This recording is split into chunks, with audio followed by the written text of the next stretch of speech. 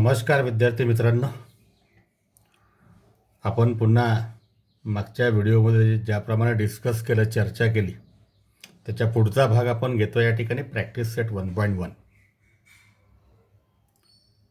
आपल्या सर्वांना माहीत आहे का प्रॅक्टिस सेट 1.1 कशावर डिपेंडंट आहे?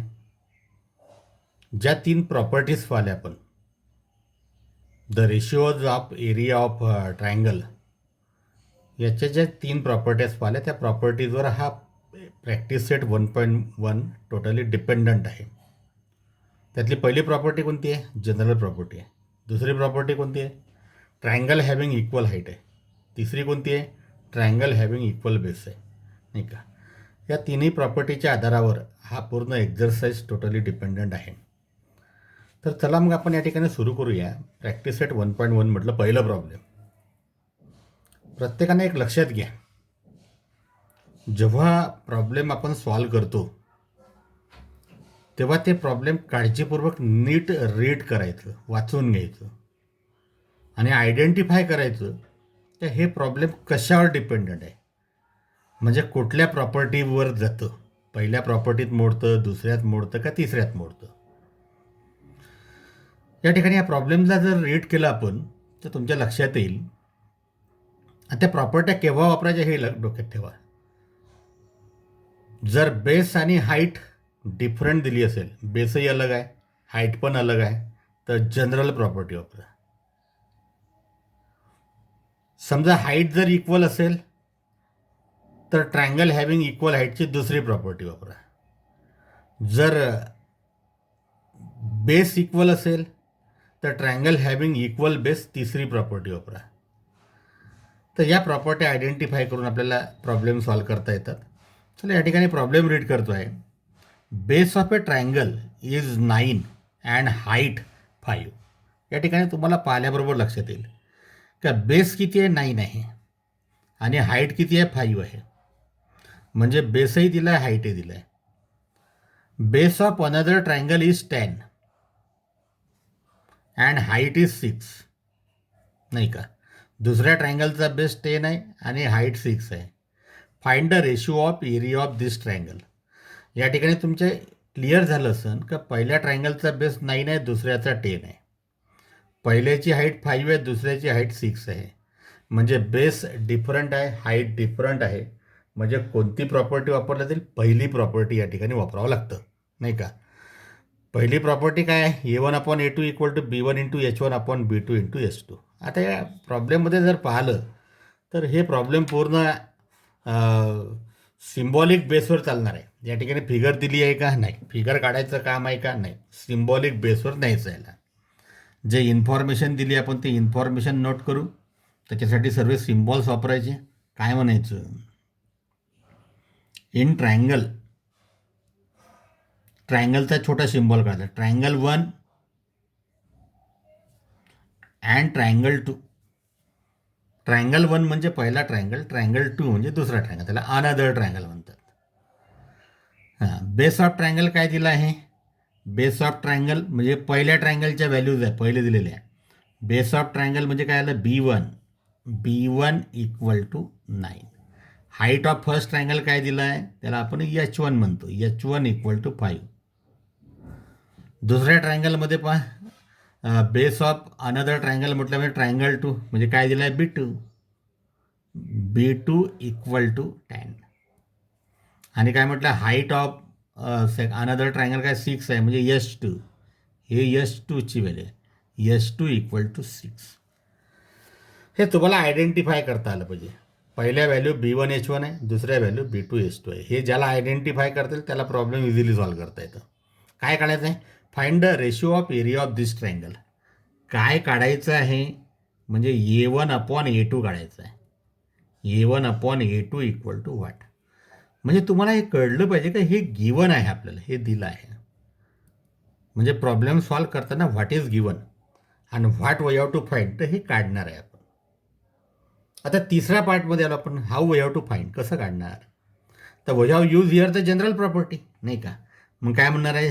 जनरल प्रॉपर्टीचं नाव द्यायची गरज नाही, सरळ त्याचा फॉर्म्युला वापरायचा. A1/A2 A1/A2 equal to B1 into H1/B2 into H2. चला व्हॅल्यू पुटअप करा सरळ सरळ. B1 काय आहे? B1 9. H1 किती आहे? 5 अपॉन B2 किती आहे? 10 आणि H2 किती आहे? 6. ठीक आहे. सिम्प्लिफाय करा. सिम्प्लिफाय होतं.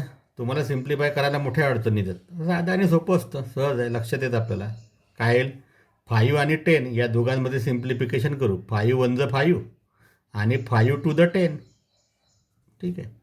9 आणि 6मध्ये सिम्प्लिफिकेशन करता येतं. 3च्या पाड्यात बसतात ते, नाही का? 3 द 9 आणि 3 to the 6.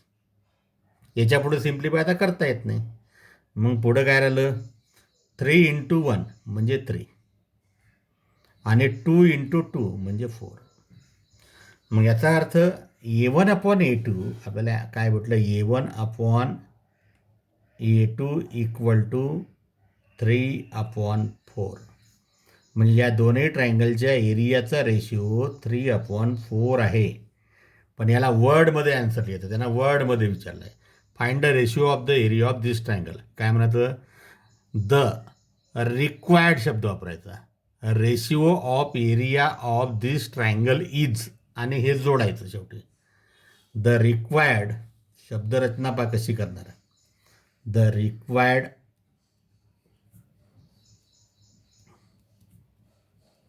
Area, the required ratio of area, असंच्या असंच नाही. The required ratio of area, ratio of areas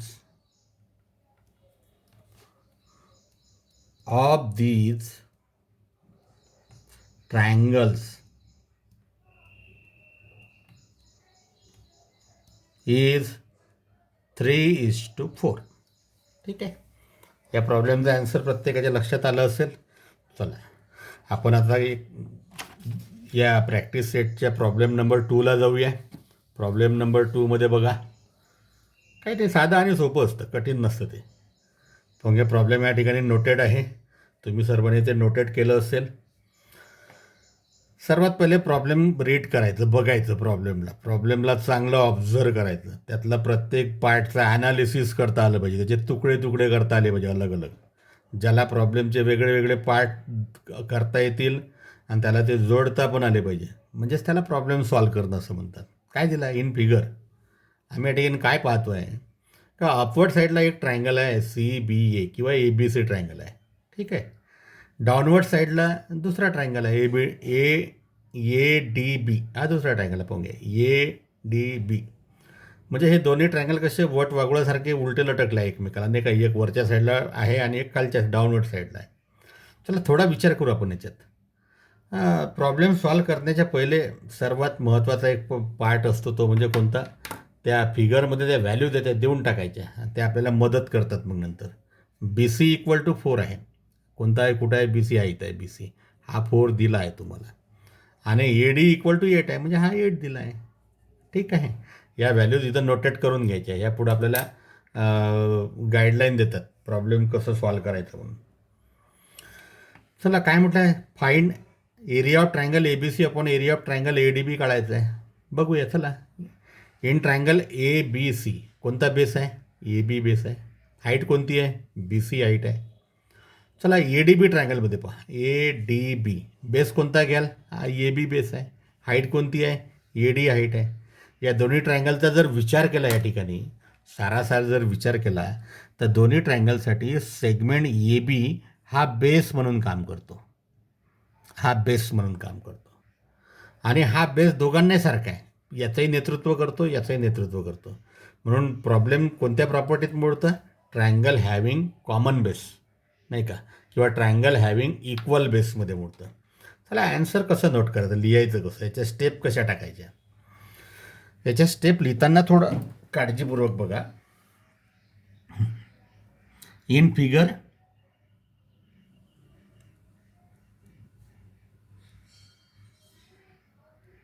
काय दिलं आहे फिगरमध्ये? बी सी इक्वल टू 4 दिलं.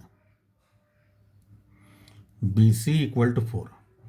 ए डी इक्वल टू काय दिलं? 8 दिलं. हे आपल्याला गिवन आहे, दिलं आहे गिवन. काय काढणार आहे मी? जे दिलं आहे ते नोट करायचं पहिले, आणि जे काढायचं आहे ते पण नोट करायचं. काय काढणार आहे मी? Area of triangle A B C upon area of triangle A D B equal to what? याला आम्हाला काढायचं आहे. आता काढणार कसं आहे? क्लिअर आहे. इथं बेस सारखं आहे, म्हणजे ट्रायंगल हॅव्हिंग इक्वल बेस आहे. मग या ठिकाणी सरळ लिहायचं, hence area of triangle A B C upon area of triangle A D B equal to, चला ए बी सीमध्ये पहा, ए बी सीमध्ये ट्रायंगल हॅव्हिंग कॉमन बेस आहे किंवा ट्रायंगल हॅव्हिंग इक्वल बेस आहे. मग रेशो कोणाच्या प्रपोर्शनमध्ये? हाईटची आहे. म्हणजे ट्रायंगल ए बी सीची हाईट घ्यावं लागेल इथं, आणि ए डी बीची हाईट इथं घ्यावं लागेल. चला, ए बी सीची हाईट कोणती आहे? B C. आणि ए डी बीची हाईट कोणती आहे? A D. B C upon A D. Reason द्यायचं, ट्रायंगल हॅव्हिंग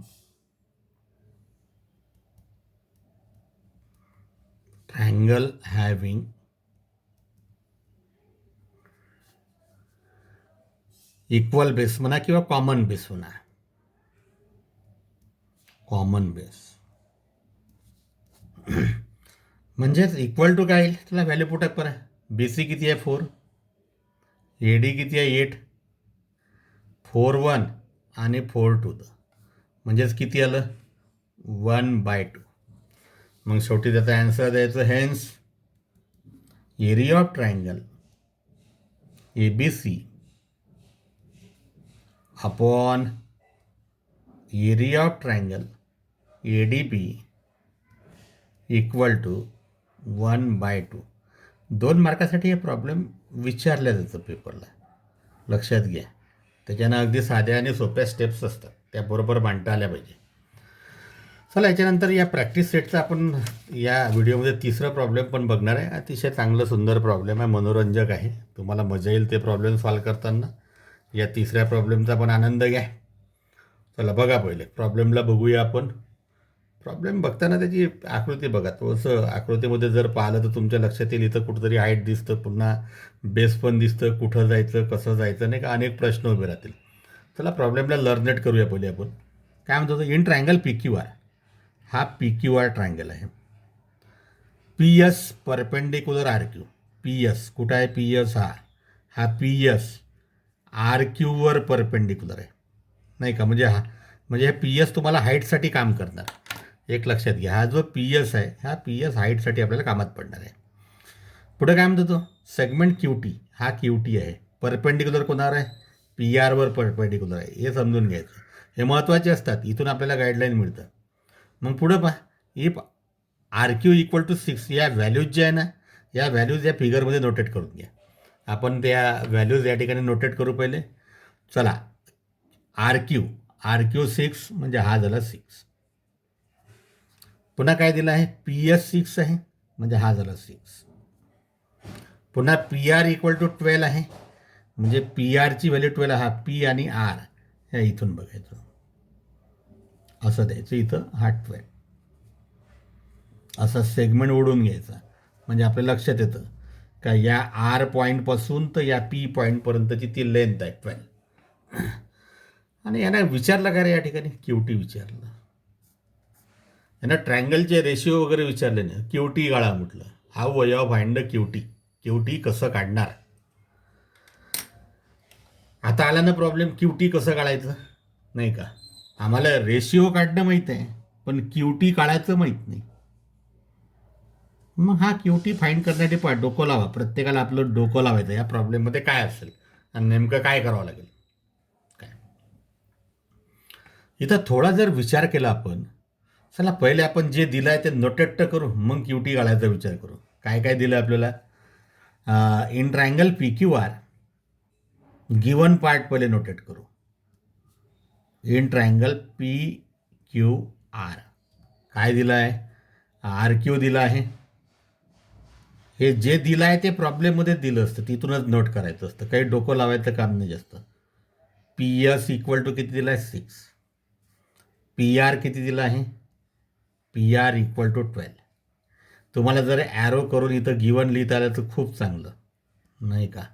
आणि नाही लिहिलं तर काही फरक नाही पडणार, पण लिहिलं तर एकदम चांगलं गुड वाटेल का बा कळलं याला काहीतरी. चला क्यू टी इक्वल टू वाट, क्यू टी इक्वल टू वाट. आता ह्या प्रॉब्लेममध्ये आपण थोडा विचार करा, how way of find the Q T. प्रत्येकाच्या समोर एक प्रश्न उभा राहतो, क्यू टी कसा काढायचा, नाही का. म्हणजे क्यू टी हा सेगमेंट आहे. आता या ठिकाणी या फिगरमध्ये असे 2 ट्रायंगल शोधा, तुम्हाला लक्षात येईल ते ट्रायंगल सर्च करा. या ठिकाणी इथं जर ऑब्झर्व केलं आपण, या ठिकाणी जर पाहिलं तर ट्रायंगल पी क्यू आर हा जो आहे हा पी क्यू आर, याचा जर आम्ही क्यू आर बेस घेतला तर हाईट पी एस होईल. पाहून घ्या, हा बेस दिला आहे आणि हाईट पण दिली आहे. दुसरा, या ट्रायंगलला उलटं केलं, उलटं केलं म्हणजे आम्ही याचा पी आर बेस घेतला, या पी आरला बेस घेतला, हा पी आर बेस दिला आहे, याला आम्ही बेस घेतलं, तर आम्ही हाईट कोणती वापरणार आहे, क्यू टी वापरणार आहे. म्हणजे आम्हाला क्यू टी हे हाईट भेटणार आहे आणि बेस आमचा हा राहणार आहे, नाही का. मग आता या ठिकाणी एवढं लक्षात येईल आमच्या का हे दोन्ही ट्रायंगल कसे आहे, एकाच ट्रायंगलचे नाव आहे, एकाच ट्रायंगलचे ते नावं आहेत. एका ट्रायंगलचे नावं असल्यामुळं आम्हाला या ठिकाणी हा क्यू टी इथं फाइंड आउट करता येईल. म्हणजे triangle P Q R, triangle P Q R हा मुख्य ट्रायंगल, याला 2 प्रकारे वापरायचं. कसं 2 प्रकारे, पहिला प्रकार त्याचा आर क्यू बेस घ्यायचा आणि याला हाईट म्हणायचं. दुसरा प्रकार कोणता, त्याचा पी आर बेस घ्यायचा आणि क्यू टीला हाईट म्हणायचं.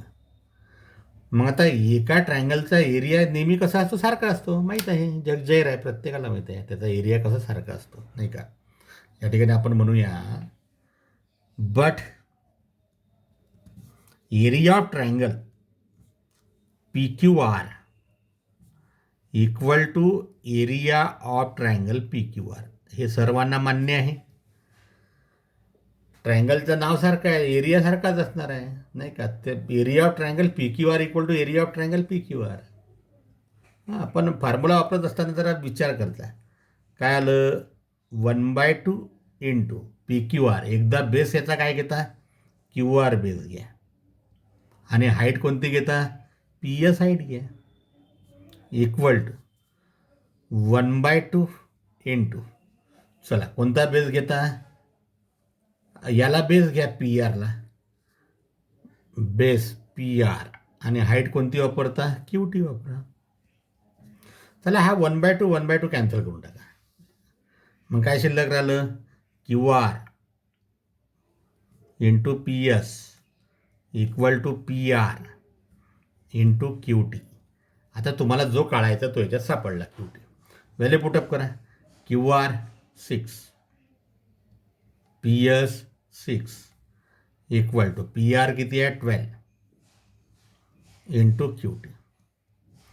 चेंज ऑफ साईड करा, नाही का, चेंज ऑफ साईड करा, मल्टिप्लिकेशन पण करून टाका. मग 12 क्यू टी, ज्याची व्हॅल्यू काढायची तो नेहमी लेफ्ट हँड साईडला आणावा असला पाहिजे. किती झाले, 36 झाले. चेंज ऑफ साईड केलं, मल्टिप्लिकेशन केलं, आणि मग Q T equal to 36 upon 12, 12 1 12 3, आणि म्हणून क्यू टी इक्वल टू काय येईल, क्यू टी इक्वल टू 3. इथं लिहून टाकायचं युनिट्स, ज्याचं कोणी नसतं त्याच्यासाठी युनिट असतं. मीटर सेंटीमीटर नसन दिले तर सर्वात शेवटचा ॲन्सर काढताना त्या ठिकाणी युनिट्स हा शब्द वापरायचा. मीटर दिले असेल तर मीटर लिहायचं, सेंटीमीटर दिल्यानं सेंटीमीटर लिहायचं, किलोमीटर प्रॉब्लेम दिला किलोमीटर लिहायचं, आणि काही दिलं नसेल तर युनिट्स लिहायचं. युनिट म्हणजे कोणते, नाही का, सर्वांसाठी चालणारा शब्द आहे तो युनिट्स. तर चला या ठिकाणी आपण प्रॉब्लेम नंबर 3पर्यंत प्रॉब्लेम सेट 1.1चे प्रॉब्लेम बघितले आहे. हे प्रॉब्लेम तुम्हाला क्लिअर झाले असतील. या प्रॉब्लेमचा चांगला सराव करा आणि याच्या पुढचे जे प्रॉब्लेम आहे 4, 5, 6 आपल्याला आपण पुढच्या व्हिडिओजमध्ये घेणार आहे. प्रॉब्लेम सॉल्व करताना त्याचा आनंद घ्यायचा आणि स्टेप समजून प्रत्येक स्टेप मांडायची. या ठिकाणी आपण थांबतो आहे. पुन्हा पुढच्या व्हिडिओज आपण भेटूया. धन्यवाद.